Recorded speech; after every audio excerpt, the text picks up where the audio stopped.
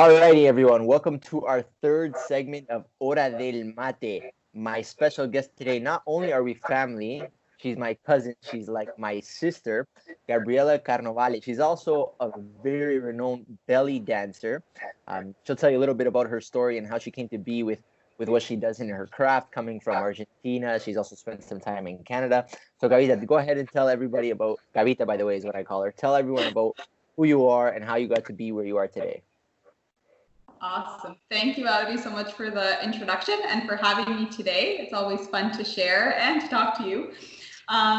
So I started belly dancing when I was 14, and I felt like completely in love with it. You know, when you just start doing an activity and you feel that passion, you feel that fire, you're like, this is what I came here to do, you know? So it was a little bit like that. And I started in Argentina. I was living there. I learned a lot there, a lot from belly dancing, a lot from life too. And then when I decided to start working as a belly dancer, I came back to Canada. That was 3 years ago. And now I do performances and I teach and I love what I do. It's my passion. Like a lot of my life revolves around belly dance for sure. That's amazing. Gavita, obviously, or Gabriela is obviously Argentinian, so she has her mate with us. I told her that this is I called have hora. my mate. Look at you. Look. She has a nice looking mate as well. Mine is a little bit rustic right now, but it's all I have because I'm so far away. I'm in Auckland, obviously, and no, I'm in Auckland. I know it's tough for me to have left my family behind and to come pursue a dream. Gabriela has a similar story because she left Argentina and she had a lot of family there as well. She moved over to Canada because she thought there would be, a better platform for her to do her work. Is that true, Gabriela? How was the struggle to move from one country to another? That's definitely true. There's a lot that you have to leave behind. For me, it was mainly my family, like a big part of my family, and also friendships. So when I came back to Canada, even though I have family here too, it's different. And also friends, I had to kind of build a new group of friends. In the dance community, I didn't really know anybody. So it's kind of like starting over again. The way I saw it and what kind of helped me lessen the struggle of just being far from your family is that I'm following my passion and just focusing on that and giving back as like sharing and giving back as much as I can to others. That always makes me feel like more connected to other people, even though I'm far from my family. So that helps.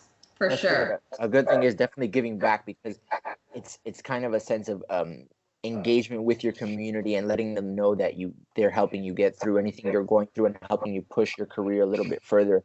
Um, so obviously the reason that I put this segment together, as you know, because you saw the videos, but just to share with the audience who hasn't seen any videos before, we're trying to get people to open up about the mental struggles, that they face on a daily basis in their environments and to shed some light on these things so that other people may see these videos and find comfort in what we speak about and are, feel comfortable to share with people in their community. So I think is a healthy thing to move or progress life forward in a positive way. So I guess my question to Gabriela would be, what are some of the most difficult, if there's one, that's fine. If there's a few also, what is some of the most difficult challenges you faced either in your life or just to get where you are today?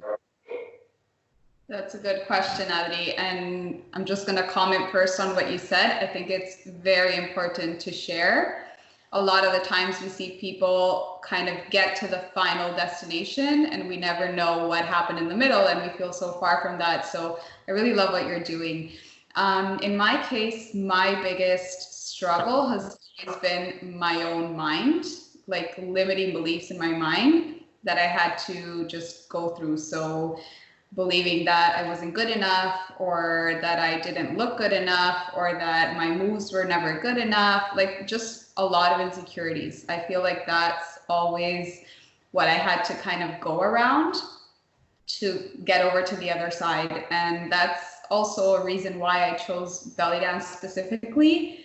I feel like it was kind of like the path for me to just face all these things, and I keep facing them every day. It's not like, all of a sudden everything goes away, but it's the path that kind of led me to face all these insecurities that I had about, my skills, my body, my like ability to actually accomplish stuff, you know.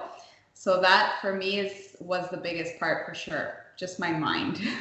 See, so those are a few things. Let's unpack a little bit that, because you said, for example, one thing was, the image of the belly dancer and probably being able to do this craft. There are so many tough things that we don't see behind the scenes.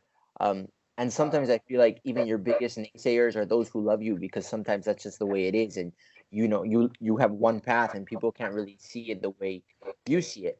What are some of the things that you did consistently, continue to do, or have done to see things in a better way or overcome those situations?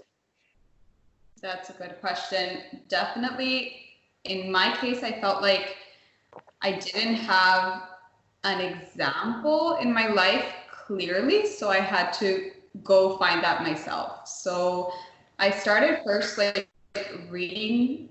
Honestly, I started more because of the business side. So when I decided, okay, I want to be a belly dancer, I want to work doing this, I started to read about like business and how I could kind of move myself forward. And then I started to get into a lot of these people saying a lot of it is just your mind, you know, and you're stopping yourself from your mind. You're stopping yourself because you have maybe family members or close friends who just, like you said, they don't see your vision, right? Because it's so unique to each individual, to each person. Even like another belly dancer and me, we're not going to have the same path and we're not going to choose exactly the same things, right? Even though there might be more like similarities in our paths. So for me, I started reading, just reading like things about maybe building a more positive mindset and the impact that your thoughts actually have on your actions. So, for example, if I was having a thought like, oh my God, I suck at this, I wasn't going to give 100%, you know? So just doing a small shift, like saying, I'm learning this. Let me allow myself a moment to learn. Like I'm a human being. I have the right, the ability to learn, even though right now I'm not great. There's a big difference between saying I suck and I'm learning in the way that you're going to approach what you do. So that was big for me. And then meditation, after a while, I started meditating a little more regularly. I kind of built up to it. I started maybe like twice a week, and now it's just a daily practice. And I feel like it's a moment where I really connect with myself and kind of let go of things, you know, and let some inspiration come. Also in dance, we need a little, I guess in life in general, we need a little bit of that creative inspiration to create the life that we want. So that's been big for me. You mentioned some of the things that you're doing are, you're reading self-help. I categorize them as self-help, and I think they are self-help. And through these books and through these videos, you learn a lot of sort of techniques that perhaps maybe have a stigma around them. For example, meditation. And I know growing up in schools, it's not something you proactively learn or they proactively taught you. It was already stained as something that was maybe more spiritual and out there.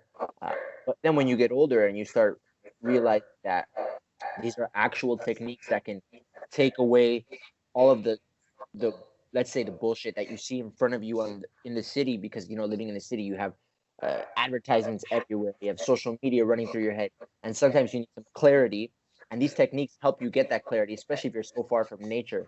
Do you agree? I do agree, definitely. They bring a lot of clarity.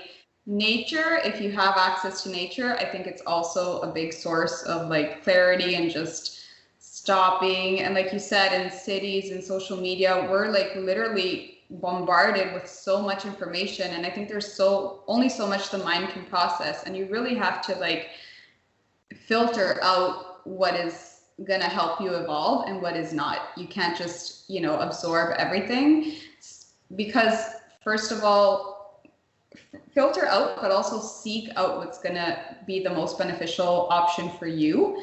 Because if we just let it, go and we don't intentionally do anything about it, society's just going to obviously throw in what's going to make them more money, because that's the reality, right? You get advertising on a bunch of stuff that make your insecurities even stronger. these things are not popular, you know? So you have to, I felt like I had to kind of look for them. And you also get a lot of like feedback from people, like, you know, this is kind of weird, or like you said, maybe they just don't understand it, or it's not popular, it's not taught in schools. Even like simple stuff like, I don't drink, for example, I don't drink alcohol. And like so many people that are like, oh my God, like how can you not drink? And, you know, and it's just a matter of kind of accepting that everyone has their own ways and their own paths. And if this works for me, it's going to work for me. And it leads, I guess, to more growth for me. Doesn't mean it's going to work for someone else. So I also think it's important to kind of try these different techniques, but it's definitely something that you have to kind of do more intentionally than if you just let things be. That there's a good point you made. You said actively seeking out either pages or things that are going to inspire you, and rather than letting things happen. And I feel I'm very big on living proactively. Anything you do in your life where you live proactively generally helps you. And I feel sometimes that it's those really, really tough situations where things are just happening, and if you let them happen, they continue to be bad and affect your life. But then when you realize proactivity can help you, that's when you start doing things proactively in every segment of your life. So, for example, one example I use with my other guests, which I like to bring to light because it's one of the toughest things that I struggled with, is just again, when you're sleeping at night, I would get these horrible, horrible just thoughts in my head about, life after death and just realizing the point of non-existence. And I couldn't explain why it would happen. I would sometimes wake up at 3 in the morning and they just boom, a thought attack would happen, and I start bawling my eyes out without understanding why. And I just kept letting life kind of happen, and it kept happening to me until I decided, no, hold on, there's got to be a proactive way to deal with it. And I started helping myself with the techniques you mentioned, meditating, and it doesn't have to be something so spiritual. It can be sitting outside in nature, listening to music, and thinking to yourself, asking yourself the tough questions, and running straight through into that fear with your, even if you don't know the answers, you figure them out on the way. So that's one example of mine, and I know definitely you probably had some similar experiences. Yeah. Yeah, I've also had similar experiences. For me, it's also like I just started questioning so many things. And especially when I chose my career, it's so like unconventional. And I was always like really good in school, for example. So a lot of